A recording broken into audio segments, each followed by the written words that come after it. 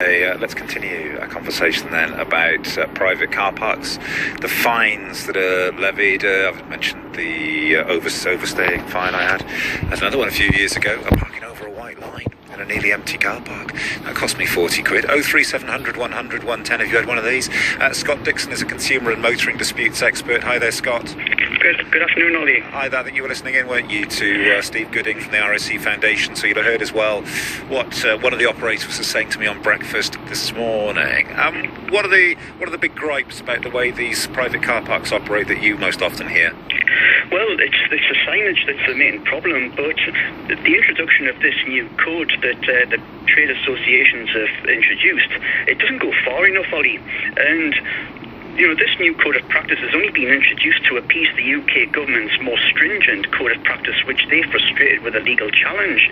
And this code of practice is simply a watered-down version of the one that they legally challenged. And most parking charge notices are issued by ANPR cameras, and they don't take into account grace periods or other mitigating circumstances like you did with your getting your car cleaned, for example.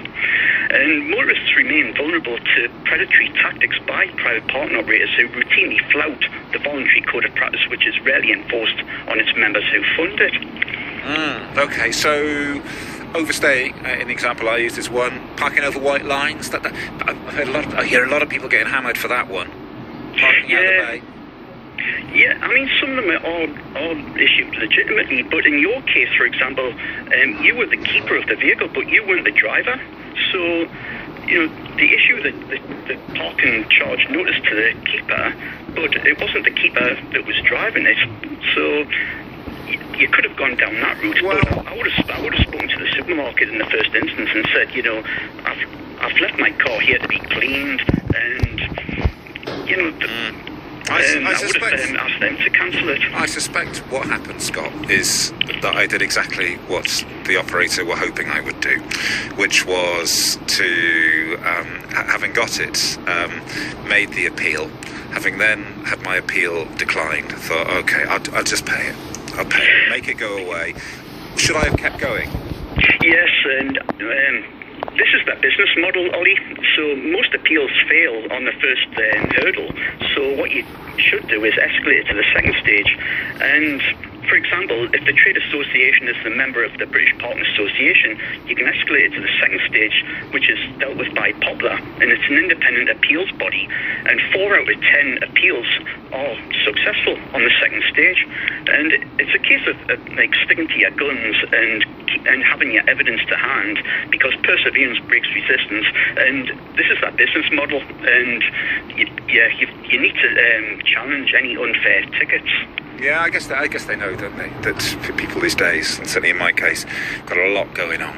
A jobs list as long as my arm, and if I can tick something off and move on to the next one, then that's what people tend to do. Listen to this. This is Bob in the Vale of Glamorgan is messaging to say this. About 2 years ago, I had to take my wife to hospital. She was anemic. It wasn't easy getting her into the hospital. 10 days later, I received a fine for overstaying by 2 minutes in a 20-minute drop-off area. I was fined £40. I tried to appeal. However, I went to the hospital administrator to fight my case, but to no avail. I felt angry, frustrated. There wasn't a fair appeals process. They didn't even reply to my emails, and I ended up, guess what, paying the £40 to make the problem go away, as I didn't want to pay double by being late.